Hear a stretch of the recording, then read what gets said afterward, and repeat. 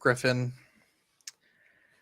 a man can only admit when he was wrong, right?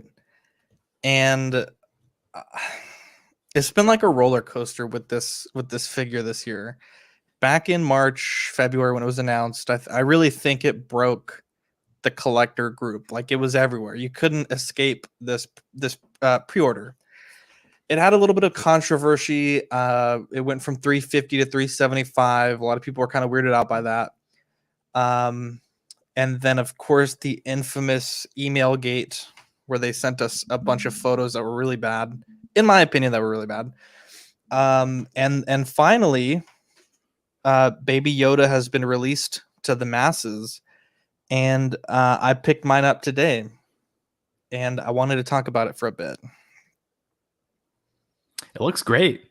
I'm unfamiliar with the email gate that you mentioned. Yeah, I wonder if I can pull up the photos. Now, I will say first and foremost, I have modified mine just a bit. It was quite a bit rosier in the cheeks, I can tell. and Looks great, man. I toned it down, but holy shit, I was not like I I was kind of weirded out. A lot of people were using their thumb to rub some of that paint off, and I was like, that's kind of weird. I'll just do it with the magic eraser, and that took it off way too quickly. Like one pass, and it was like all gone. So, Crazy. Is it paint? um, yeah, and so I think it's watercolor because even just using like a little bit of water in your finger, it'll rub off with almost no pressure. So I think it almost looks like at the factory they were like, shit, we need to add some red, and they either just airbrushed a little bit of a red on there if they use some watercolor, but it it came off way too quickly, so I had to go back in with a little bit of watercolor to add some of that color back because I basically took it down to like the green with just like one stroke. I'm trying to find the email photos, but I'm not.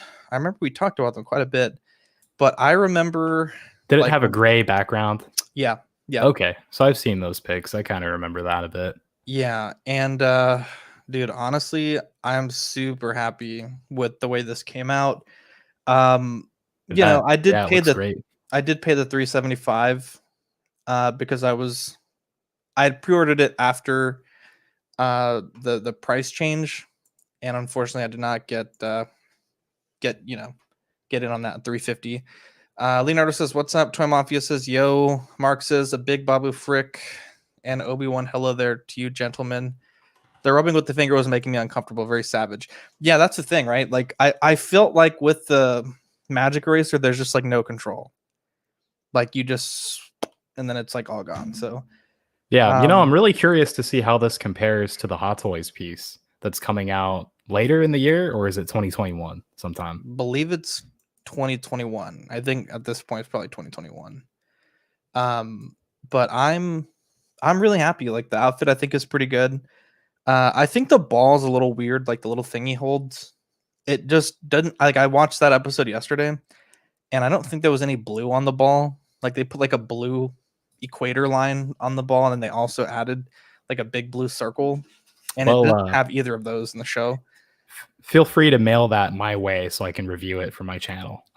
The ball? No, the whole set. Oh no, Duh. I'm good.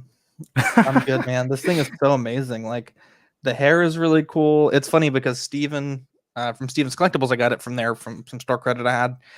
And they had their daughter there and she was like freaking out. Like she loved this thing. She was like trying to touch it and Rainer was there and you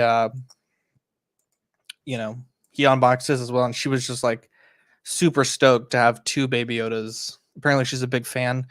But now the thing that I'm trying to Who isn't? right, who isn't? The thing I'm having to try to track down is that necklace that he gets from Mando. And I heard you can get them on Etsy, but I am not sure where to get them from. It's the necklace with the Mandalorian sigil, right? Yeah. Yeah. Why don't you just have somebody 3D print that, try and figure out the scale, and then make the necklace part yourself? That sounds like so much work. I mean, Greg you're an says artist, dude. Greg says, "Is that Oregon's #1 cutie? Blow me a kiss, Mr. Oreg." Oh, Greg, get out of here, man. Is Don't it Jason? start. Is it Jason Nelson's birthday today? So Griffin, I was listening to your show today. Really good show. Green Milk Radio, right? Is what you're calling it. Yes. I Thank you, thought man. it was pretty good, and I wanted to talk. I don't think it's Jason Nelson's birthday today. Is it his birthday? Oh shit, it is. It is his birthday. Happy birthday, Jason Nelson. Round of applause. He's like 65 or something. What a guy. Anyway, so I was listening to your show today, and I have you specifically, you and your co-host were talking about how rare are Mandos in the galaxy. And I think you guys were talking about, like, has he ever ran into another Mandalorian? Has he is outside of his clan? I think that is unlikely.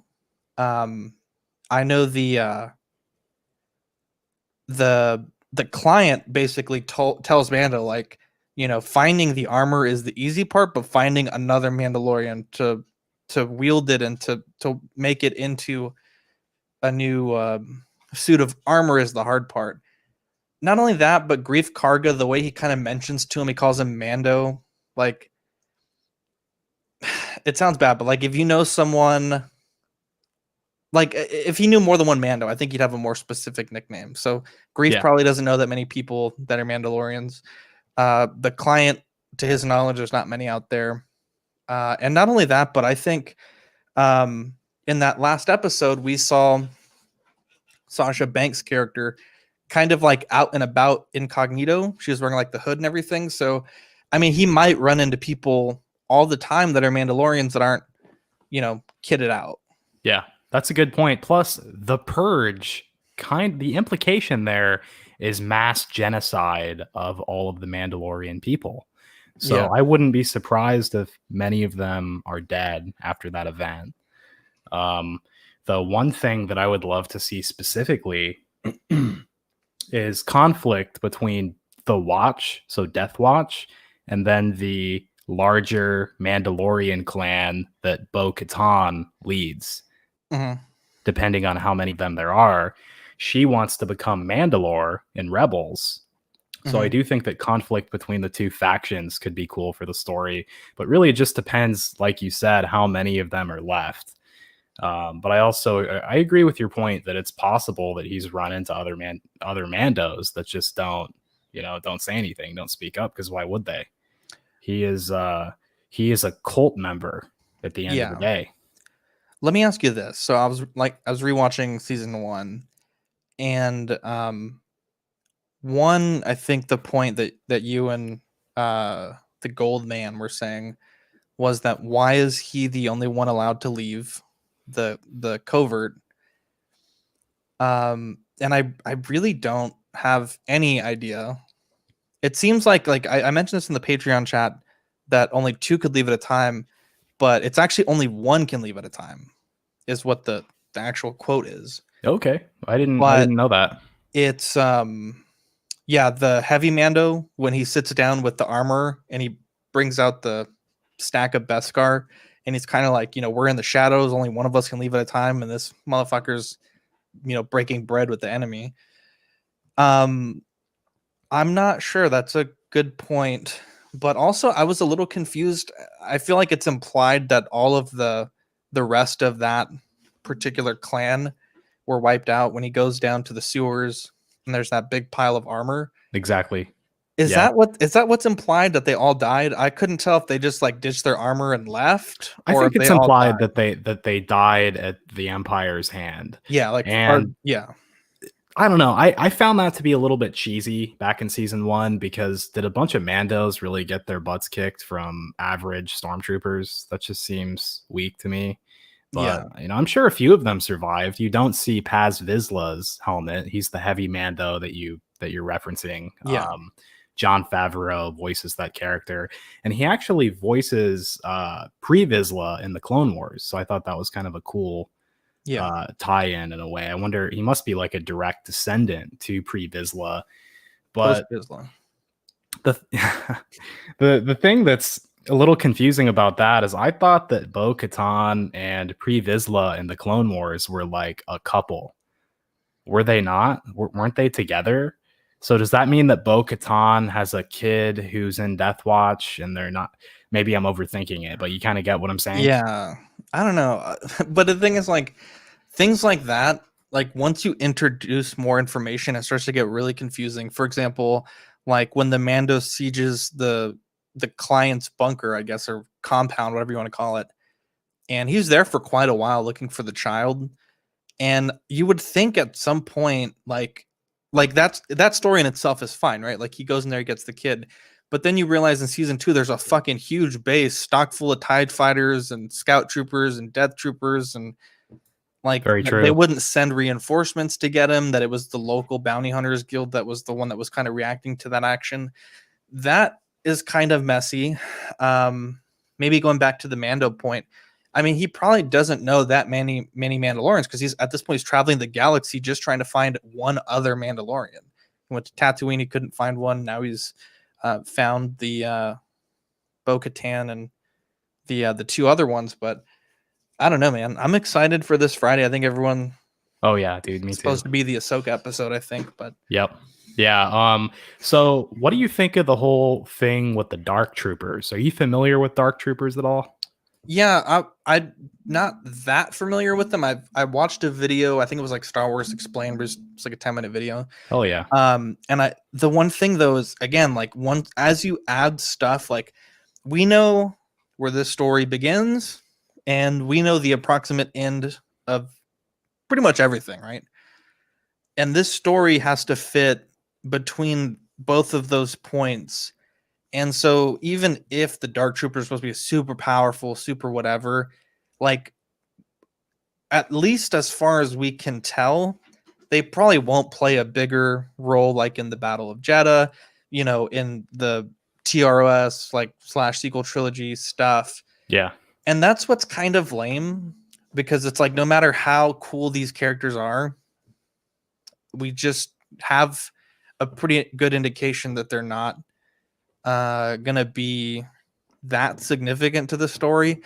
I think at this point, this last episode is probably the most significant addition to relating this back to the sequel trilogy with the potential Snoke clones, and then also the fact that the child may be a donor for some M cells. Man, I hope that's not Snoke. Please no. But hey, real quick, I will counter that with like in the Clone Wars, the Mandalorians and the Republic were very separate. So I wouldn't be surprised if Mandalorian society was rebuilt in a way or reestablished by the end of the show. And it seems like the New Republic isn't really assisting with whatever Bo-Katan is doing. So I wouldn't be surprised if they just slowly rebuilt and then just stayed the hell out and away from whatever happens in the sequel trilogy. But you do see the Razor Crest in the final battle of the Rise of Skywalker. So it's actually very possible that Mando did assist in that fight at the end. I think that would be kind of cool. But I hear what you're saying. I just wouldn't be surprised if they just rebuilt their society and just stayed out of the grand conflict. Mm-hmm. Yeah, it'll be interesting. Do you think? I know we talked about this a little bit in the chat today, but do you think that we've seen the one episode of Boba Fett that is IMDb assigned on his profile? Or I Well, guess of Tamora Morrison / Boba Fett. so Deadline, who's a pretty credible source, they're reporting that Boba Fett is getting his own spin-off series. And I Yeah. think the speculation is that it's a prequel. And kind of what we talk about, the Goldman and I talk about in our podcast that released yesterday. If it's a prequel and Boba Fett doesn't have his armor, how are they going to market that character? Because Boba Fett is iconic because of his armor. How are they going to sell merchandise if he's not wearing armor? I don't really think that makes sense. I honestly don't really think there should be a Boba Fett spin-off series to begin with. I think he should just be an antagonist in The Mandalorian. And another confusing thing is if this is a prequel that takes place on Tatooine specifically, we're already getting another miniseries that takes place on Tatooine with Kenobi. So are we going to have 2 shows that take place on Tatooine only? That just seems weird. I wouldn't be surprised if we saw more Boba Fett. I mean, I really hope that we will. I also brought this up in my podcast yesterday, but James Arnold Taylor, who voices Obi-Wan in the Clone Wars, he was on a podcast like last week, I want to say, and it's called Rebel Force Radio. And he actually mentioned he visited the set of The Mandalorian season 2, and he said that he saw Ming-Na Wen, who played Fennec Shand, who died presumably in season 1 of The Mandalorian, filming scenes with Cara Dune. So I wouldn't be surprised if we go back to Tatooine in Mando season 2 for whatever reason, and maybe Boba Fett saved Fennec Shand or brought her back to life. So something. I was gonna ask you. I think you kind of just answered it, but I've been very confused by that little cameo at the end of her episode. That's Boba Fett for sure. Okay, so you're saying that is Boba Fett? Okay, yeah, absolutely. I figured it was, but he had the cape and everything, whereas Cobb Vanth did not have a cape. Yeah. Okay, that's interesting. So I know one thing you guys mentioned that I liked was the So there was that rumor, like maybe like a month before season 2 started, that Mando was going to take his helmet off more, or that potentially Pedro Pascal was replaced due to whatever. Dude, the lady that reported that is like wrong about everything typically on her but YouTube channel. I think that there could be. I think you guys made a good point, like that evolution of the character, because I mean, the first time we've ever seen him, at least on screen, even remotely taking his helmet off in front of the child was last episode where he was sipping the drink in the cargo hold. He did that in season 1, though. Well, in season 1, he took his whole helmet off, right? Yeah. You're talking about the Cara Dune episode? Just with Mando eating in front of the child. Oh, really? Okay. Yeah. I'm wondering, though, if he's going to take it off more. And I feel obviously they are totally building towards that, because Bo-Katan is, I mean, she caused Mando to question his beliefs. You can hear that in his voice before he leaves to go, bring the child wherever. I gotta go look at this mouth scene that you're talking about. I think I remember him having a straw, but I don't remember like lifting his helmet. But I thought it was interesting that Baby Yoda was like, "Yo, what's going on up there?" Yeah, that episode in season 1 where he and Cara Dune train that village to take on the ATST walker. Like there's a part where he and the child go into this room with that woman and her child, and they leave, and Mando actually takes his helmet off to eat, and the child is with him. I think, at least he might have been alone. I'm almost 99. I'm still like getting to that episode, but I remember the child's outside playing with the kids because he's walking over the child. But you might be right. Real quick, let me see. There's some comments we got to catch up on. At some point, the Empire falls and the First Order rises. Man, I hate that the First Order exists. They're building to him to take his helmet off, and I'm cool with it. Was that the Razor Crest in TFA/TRS, or just the same model craft? I don't know, man. It seems like a small galaxy. I mean, look at all the cameos we've gotten. We've gotten R5 in The Mandalorian and Rogue One. We had those 2 random guys from the Cantina scene in A New Hope.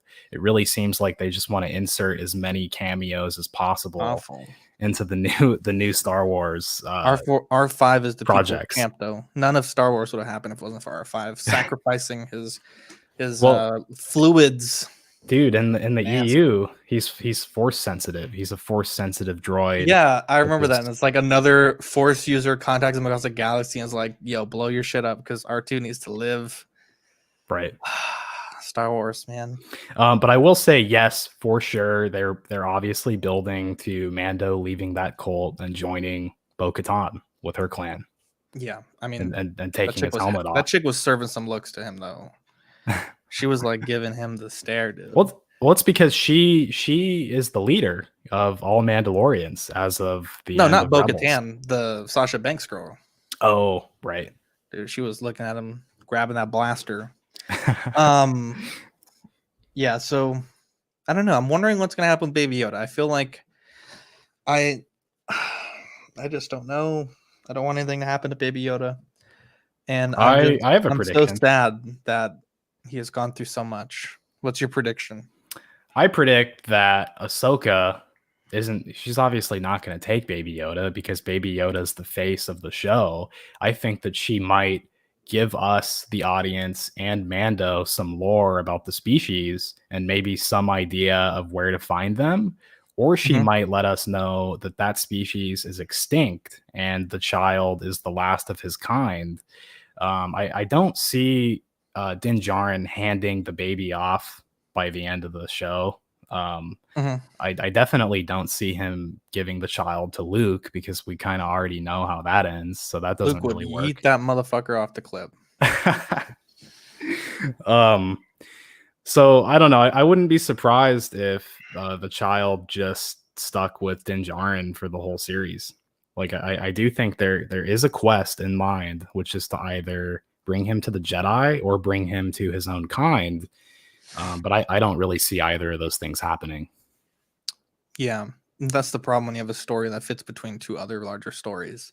Right. But I also, I do think that we will see Luke Skywalker at some point in this series because Lucasfilm are obviously well aware of the division and the fandom of all the people who felt betrayed by the portrayal of Luke in The Last Jedi.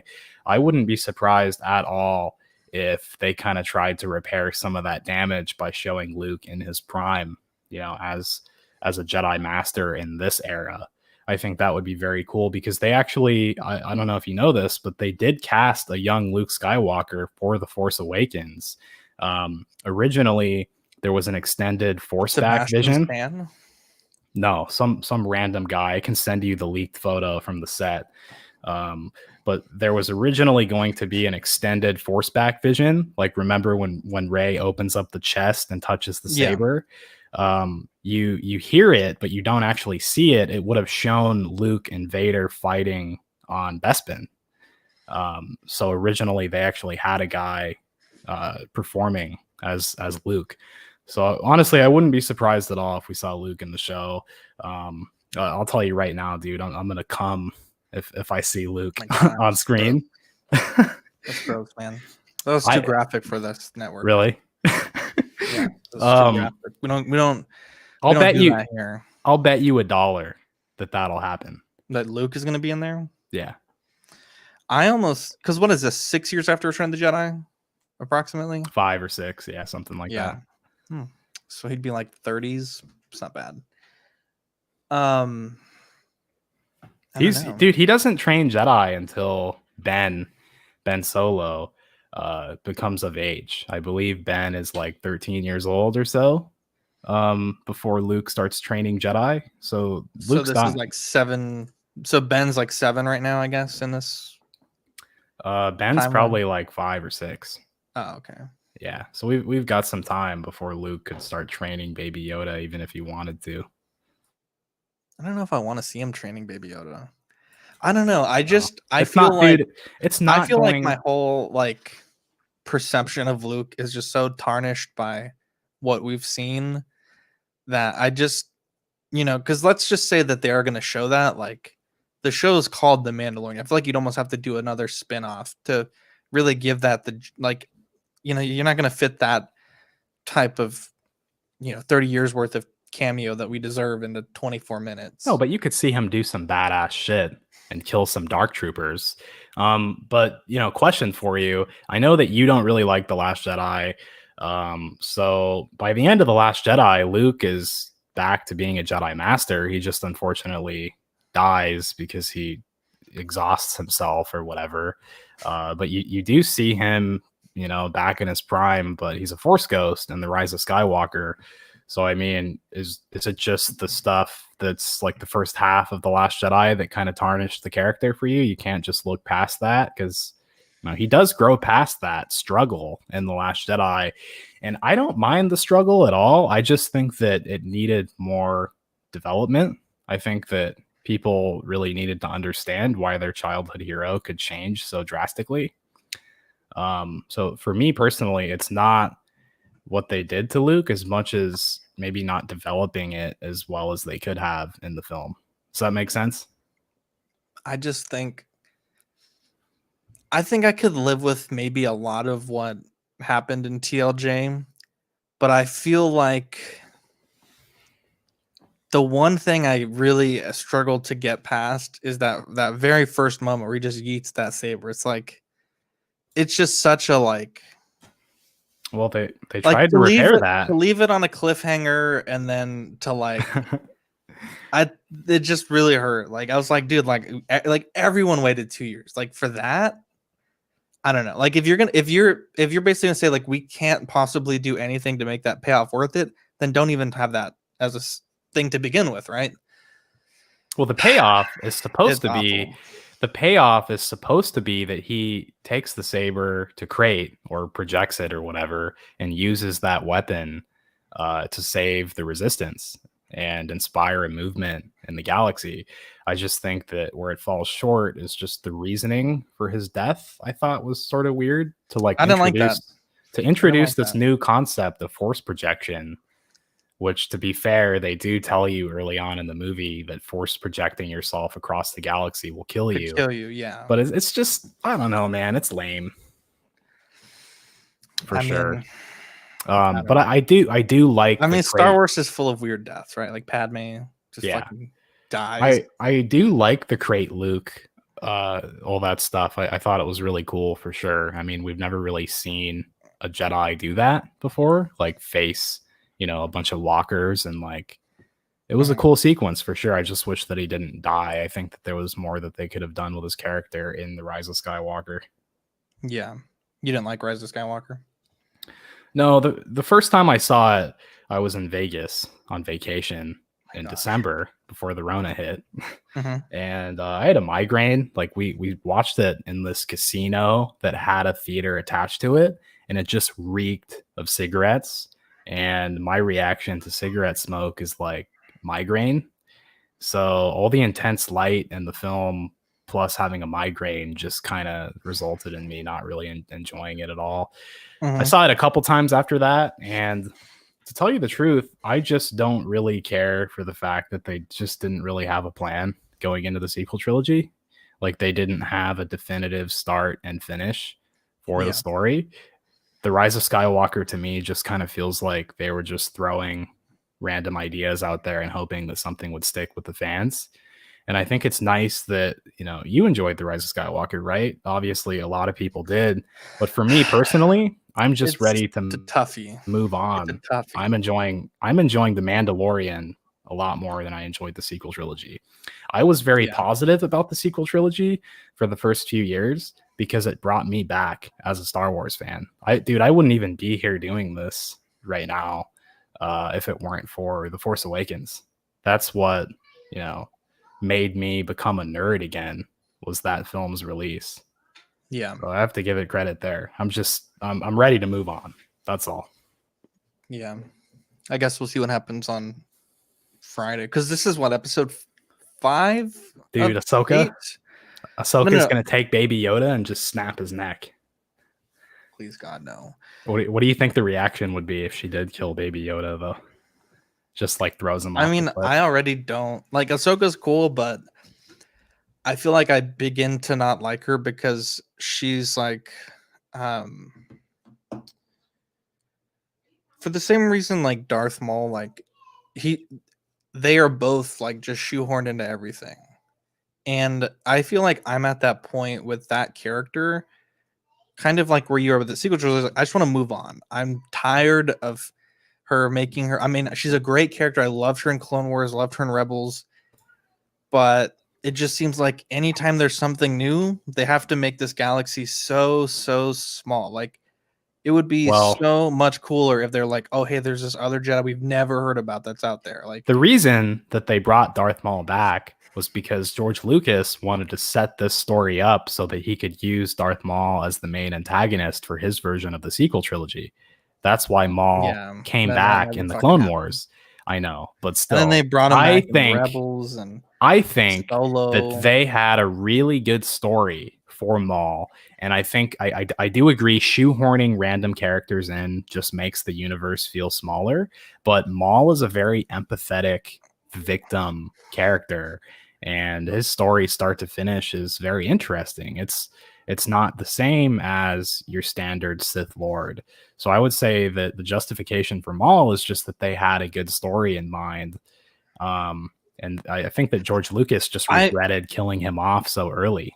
I agree with you to a point, and that he is a sympathetic character. His arc is interesting. And then you throw the random fucking curveball that he's the warlord of Crimson Dawn, and it's like, what? That was George Lucas's idea, baby. I fucking hated that. Literally, I was in the theater like, this movie was so fucking good, and then you randomly threw this motherfucker in here. Like, well, dude, they anticipated that the movie would be a box office success, and that they would make a trilogy out of it. I think they should still do it. I think they should still do it on Disney Plus. The character, but I want them to fucking finish what they started, right? Disney Plus, dude. Disney Plus, since they just want to do a spin-off for every goddamn Star Wars character ever. Give me the Baby Yoda spin-off show. They should just do a Maul spin-off that's about Baby Yoda spin-off. The criminal underworld. But hey, you know, the leader of Green Dawn, baby. Wait, what? Sorry. Speaking of Maul, I rewatched the first 4 or the last 4 episodes of the Clone Wars season 7 the other day, because I think that all of those events are relevant to the Mandalorian. Hang on, and Clone Wars season 7, that's the one with the Bad Batch? Yeah. I fucking hate the Bad Batch. Oh yeah, my okay. Just watch the last 4 episodes that have to do the last 4 of the end of the season, or the last 4 of that first arc? The last 4 of the whole series of season 7. The one where they break Maul out of the prison, and then the Order 66 happens. Yeah. What do you think was relevant there? Well, Ahsoka and Bo-Katan are in the Mandalorian, presumably. I mean, we've seen Bo-Katan. Well, obviously, they're both going to be in the fucking show because obviously. Can you imagine? Like, we just have to Ahsoka. But I just think that since those two characters know each other, and Bo-Katan, like, they went to the effort of bringing her, you know, into the show, I wouldn't be surprised if both characters were like a central part of bringing Mandalorian society back and rebuilding that society. So I just kind of wanted to rewatch those last 4 episodes because they have to do with Mandalorians, and both of those characters are there. So it does seem relevant to me. I had a point that I wanted to make, but it just slipped my brain. Like, I don't remember what I was gonna fucking say. Write it down. We'll bring it back. Oh, no, I remember. So I watched those 4 episodes, and then I immediately jumped into the season 2 finale of Rebels, Twilight of the Apprentice, where Ezra, Kanan, and Ahsoka go to Malachor to get a Sith holocron. I think that's why they went, at least. And Ezra runs into Maul, who's presumably been on Malachor for years trying to break into the Sith temple. And a duel ends up breaking out between Ahsoka and Maul. And it was really interesting seeing those two characters and how they aged between shows, even though for that story arc in Rebels, I don't think that Dave Filoni had any idea that he was going to be able to go back and finish out Clone Wars. You know what I mean? But as far as Maul goes in Rebels, I'm really curious what happened with Crimson Dawn, because by the time of Rebels, he's clearly not doing Crimson Dawn anymore. Exactly. So therein lies my issue, my friend. But they still have, I mean, obviously they could tell that story. They could do a Crimson Dawn show with Kira and Maul. Please God, no. But dude, they want to do it with every character. Give us the Baby Yoda spinoff. They want to do 2 limited series that take place on Tatooine, the Obi-Wan Kenobi spinoff and Boba Fett. Like, I don't understand why they want to do that, but if they do want to do it, why not just throw Darth Maul's name into the hat, you know? Yeah. I would love that. I pre-ordered the Sideshow Mythos Darth Maul statue. That's going to be my first new out-of-box premium format statue. And I probably won't be living in this place anymore by the time that releases, but I look forward to figuring out a cool way that I can display that. It's not going to fit in my billy, the 2 billies behind me that I just built the other day. Not going to fit there. So I don't know. Any ideas there? A lot of people use Bestas, right? You could fit it in your billy. You just got to move all the shelves up. Well, we measured it, and it would hang off the edge a significant Oh, you mean amount. the depth? Yeah. Oh, I see. Yeah. Best is a good one. That's why I have this one. This is not a Billy in the back. It's I think it's 5 inches deeper than a Billy. So it's basically a double Billy with doors, but it is expensive. Looks nice, man. Got it for free though. I got like all my cabinets free. It's fucking wild. I'm re-listening to the Darth Plagueis audiobook, which is no longer dope. It's no longer canon, sadly, but Maul is in that story. And he's a very sympathetic character. He was like, stolen as a child and raised to basically just be Palpatine's pawn. And then he has to figure out, what to do after that purpose was taken from him as an adult. So I am curious, what is it about Maul that you just don't care for?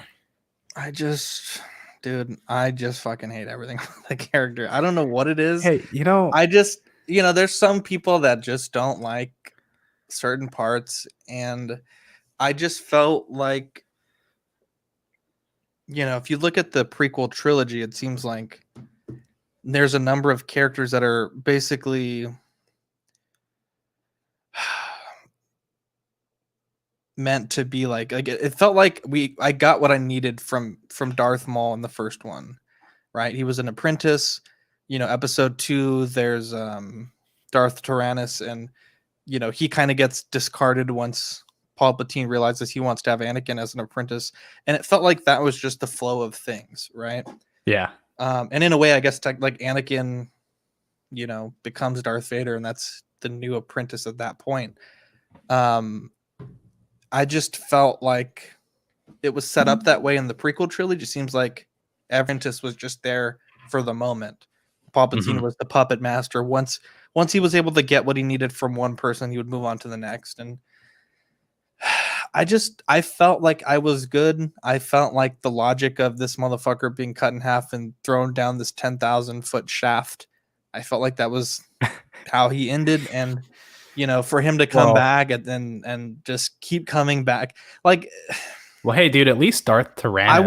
I would not be fucking surprised if, like, the last episode of Mandalorian, fucking Darth Maul's there somehow. Like, I wouldn't put it past. Okay, this motherfucker gets cut in half, falls down a shaft like 1 billion feet, and like almost dies. Bro, he gets stabbed one time by Obi-Wan. Like, yeah. And then he's dead forever? No way, dude. No way. He dies with a little glimmer of hope. There's gonna be some fucking comic book that comes out that's like, oh, actually. No. Unless they want to retcon that in favor of bringing him in as an antagonist. There's gonna be some dumb shit. The world between worlds, and they're gonna pull that motherfucker out from somewhere. I'm telling you, they're gonna work this dude into some fucking. We're gonna see episode 10. And motherfucking Darth Maul's gonna be the bad guy. Like, some shit is gonna happen. They can't do that because his ending as a character, his official ending in Rebels was beautiful. He dies. His first ending was beautiful. Obi-Wan becomes a Jedi, slays the Sith apprentice, and all is thought to be peaceful in the galaxy, dude. That's a perfect ending. Well, they chose to continue the story, and there's nothing you can do about that, Zach. They should just keep continuing it at this point. I mean, fucking, they brought Boba Fett back. Might as well bring fucking Darth Maul back. Fucking Luke is gonna be back too somehow. It's too much, dude. It's too much. I think one time years ago, I remember you saying that Ahsoka and Anakin are a better duo than Han and Chewie, which I think is. I don't know if I ever said that, but 100%. You did. But that's 100%. How do you say something 100%. Like that? Are you not an OT purist like me? No, the Clone Wars is the best Star Wars content we have ever got. If you really think about it, if you really think about it, Episode 6 plot is fucking bananas. It makes no fucking sense. Episode 5 is a perfect film. Episode 4, I think, is pretty fucking good. But episode 6, like, if you just make a big sheet of paper and you fucking go through all the fucking hoops that Luke's fucking plan has to go through just to, like, get every fucking piece into position for Why this do stupid. people look for logic in a I universe know with I force know it's a powers and movie. lightsabers? It's a movie. I totally get it, but I I fucking hate the people with who are all like, that being said, episode 6 is still my favorite, but just purely from like a non-Star Wars fan. I've watched Return of the Jedi with people that weren't Star Wars fans, and they're like, this plot is so like convoluted how they're getting this rescue plan. I don't know, man. I mean, I love the original trilogy. That's my favorite of the 3 plus the extras. But I think that Disney slash, I guess technically it was Lucasfilm because Clone Wars was before the buyout. I mean, I just think that's really good Star Wars. And I think that there's a lot of childish I stuff in think the there. thing is like, the original trilogy is what, like 8 or 9 hours long, something like that. You get so much interaction of that total runtime is Han and Chewie, a portion of that. But if you look at the amount of, like, when we see Han and Chewie, Han does have that development from like a smuggler to maybe like a questionable guy to a leader of men. And you see that same growth in Ahsoka, right? She's a kid, a punk, doesn't really respect anyone or anything. And I guess at this point, the show is concluded where she's leading men into battle. But you see the things in Anakin that are not present in the films. I think that Clone Wars Anakin is so much better of a character than prequel trilogy Anakin. Of course. But their duo together and seeing, because really, I mean, Han Solo as he's obviously a major character, but I mean, it is the Skywalker trilogy, and I think Anakin's the most important part of that. And to see his relationship with his Padawan is like, to me, it's better than seeing Han Solo's relationship with Chewbacca, because when we meet them, they're best buddies. When we leave them, they're still best buddies. But with Anakin, Right. you see the respect grow and the ebb and flow, and you see their relationships grow. You see them grow as Jedi Knights, Padawan. I think it's a better bit of content. Obviously, I think the original trilogy is great, but in terms of what we see and what we learned about them, I think there's a lot more material and a lot more substance in the relationship with Ahsoka and Anakin. Yeah, I think Not that I'm that's saying that they're better of a duo, but I think they're more fleshed out. And yeah. I just think like you just get more from that.